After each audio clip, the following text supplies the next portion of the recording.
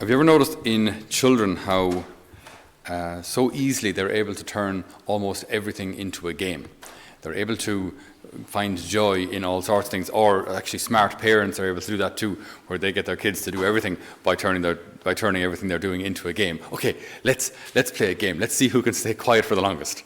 All right, let's play a game. Let's see who can tidy up the room the quickest. Okay, let's play a game. Let's see who can get our jackets and our boots on and out into the car as quick as possible. All right, all right. And it kind of works, I think, up until we're about 4. Then we get smart and rebellious. But to turn everything into a game, to find joy in everything, and they're generally able to do that. You see, like even in some of the summer camps that we do, and we're inventing games and activities that they can do, and all sorts of imagination, all sorts of research, all sorts of resources, all sorts of planning. But then when you get there, all they want is a football, and you can entertain 60 of them with one football. They'd all just run around chasing, the whole lot of them, the whole 60 of them, chasing this one football, like a little swarm, and they're happy out. They're able to find joy in the simplest of things. My goodness, what happens to us? What happens to us, you know what I mean? What happens to us when we start growing up? And suddenly we find joy in fewer and fewer things. And then eventually it can happen that almost everything becomes laborious, and everything becomes a task, and everything becomes just another form of work. Everything just can seem to lose that joy and that fascination and that enthusiasm, and everything is just another thing that needs to be ticked off my box and off my list. And it's just, life can begin to lose all that childlike joy that we once had. Jesus came into a village, and a woman named Martha welcomed him into her house. And she had a sister called Mary, who sat down at the Lord's feet and listened to him speaking. Martha was distracted by all the serving. She's busy. She's got a lot to do. And what she's doing isn't bad. She's serving, she's not busy doing her makeup or busy, updating her Insta profile or something useless like that. She's busy serving. She's doing something useful. So what she's doing isn't wrong. What she's doing isn't sinful. What she's doing isn't a waste of time. Martha, distracted by all the serving, says, "Lord, do you not care that my sister is leaving me to do all the work by myself? Tell her to help me." So again, Martha, she's not doing something bad here, but there's a wee bit of a tendency to want to control in there, right? Lord, tell her to help me. Tell her to help me. Lord, get her to do what I want. So I want a certain amount of control over her, but I want you to do it for me. Probably a more common, dare I call it temptation, a more common desire in us than we might realize. The desire to actually want to be able to control others, that they will do what we want. Maybe even to get Jesus to do that for us. Lord, get them to do this for me. Okay, it can happen in relationships, it can very much happen in marriage too, where you want to control your spouse or maybe your children, or vice versa. They want to control you. So, again, what she's doing, per se, her work isn't wrong, bad, or sinful in any way. Getting Jesus to try and control another person for her, that's not maybe the best thing to know. The woman is a saint, by the way, Martha. It's Saint Martha's feast day, just if that isn't clear today. So she's not bad at all. But I think it is interesting to look at this gospel and learn, or maybe see if we can see ourselves in either Mary or Martha, and see, are we getting the balance right? So Mary is at the Lord's feet, listening. "Martha, Martha," says Jesus, "you worry and fret about so many things. You worry and fret about so many things. And yet, few are needed. Indeed, only one. Only one thing is necessary. Only one thing is needed. Mary has chosen the better part, and it's not to be taken from her." Do you worry and fret about many things? Is the Lord directing those words to you? Are you worried about your past?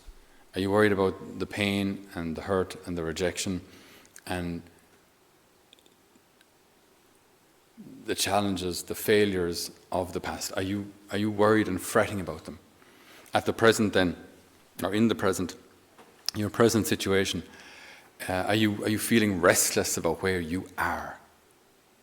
Is it this kind of desire to just want to be somewhere else, or be with someone else, or have another job? I mean, is there a continuous restlessness in the now, so that we're never actually present where we physically are, but our heart is always somewhere else?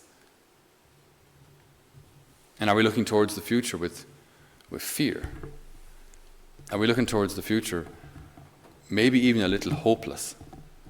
If things have gone this way in my past, if these problems have arisen in my past, well, sure, what are we to expect but more of the same? So we're looking towards the future with no great hope, with no great joy, and to be honest, maybe with no great faith that things will be any different.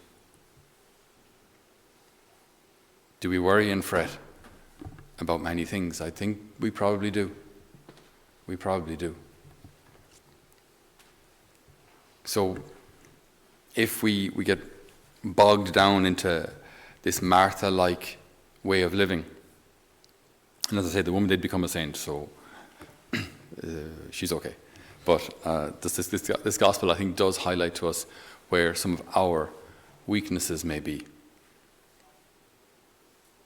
If I'm worrying and fretting, about the past, if that's conditioning how I'm living the present, and if that has taken away my hope, my joy for the future, if I'm looking towards the future with, well, sure, I guess we'll just have to tolerate it. If I've completely lost that childlike joy that I used to have when I had a stick, or a ball, or a bucket of water, or mud, and making little figures out of it, or a little dollhouse, or whatever it was that you used to play with, something simple that used to give you joy. If that is completely gone, we've lost something. We've lost something that we need back. Only one thing is necessary, and the Lord wants to give us what is necessary. Ultimately, the only thing that's necessary is Him, being with Him. But along with being with Him, He can give us what we need. He can make up for what we lack. He can fulfill our every desire. He can. He wants to. He wants to. We should not be looking towards the future hopeless. We should not be looking towards the future just kind of tolerating it and dragging ourselves through. We should be looking towards the future excited at what the Lord is going to do. Excited for how the Lord is going to bless me. Excited for the future that He has in store for me, which is a future full of hope and joy and fulfillment and ultimately heaven. What the Lord has planned for me is good. We can't allow the enemy to steal that hope from us. We can't allow the bad experiences of our past to rob us of hope and to rob us of a future which can be full of so many beautiful things. I've seen young people pass through here, and the way their lives have changed and where their futures are going to go, where some of them have gone already quite quickly, and beautiful relationships and careers and healing and marriages and babies and the whole lot. Situations, things that they would never have thought possible 3, 4, 5 years ago. Just this morning as we were praying the rosary, Anya passed the microphone back to Mary. Mary was a teacher in Anya's school a few years ago. And I remember visiting their school to do a school retreat, and I heard that they had started a rosary club during the lunch break. Now, that's courageous for anyone. There was the Terran Hogans and Anya there. They started this rosary group. Was it once a week? Once a week. So they'd invite students to come to pray the rosary at lunch break in a secondary school in Ireland. Right? Like, That takes a bit of backbone. For students, that takes a bit of backbone. It takes a bit of courage for teachers too, but particularly for them. When your peers are looking on you going, you pray the what? All right? And you're inviting students to come pray the rosary. And then this morning, like, Anya hands the microphone back to Mary to pray a decade. It was a simple little thing, but for me it was just it was a beautiful little action now of the generations kind of helping each other. The teacher supporting the student in running this Rosary Club, and now you have the student handing the microphone back to the teacher to lead a decade here in Holy Family, just a couple of years later. It's just, the Lord has, and that's the tiniest example of the plans that the Lord has for you, Anya, and your future and your happiness. He does, absolutely, for you and for all of us. The Lord's plan for our happiness, it is good, and it will work. Does it mean we will have no crosses? No, it doesn't mean we will have no crosses. But it means we will always have sufficient grace to carry whatever comes our way. So we can look to the future with hope. We must look to the future with hope. If we don't, we're going to get dragged down. And we won't be capable of being anyway missionary. We won't be disciples of the Lord because we'll be as miserable as everybody else. We need that hope. We must hold on to hope, which isn't naive.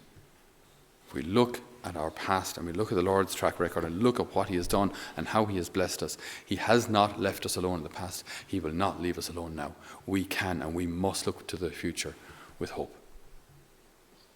Because only one thing is necessary, and that one thing we already have. All of you are here because you have faith. All of you are here because you know the Lord and you want a deeper relationship with him and you want to let him in order that you can be healed. You have the Lord already. Let us learn to sit at his feet. Let us learn to listen to him. Let us learn to be guided by him. Let us allow him to heal our hearts. Let us allow him to fill us with hope and with joy for the future. Only one thing is necessary, and it's you, Lord. Amen.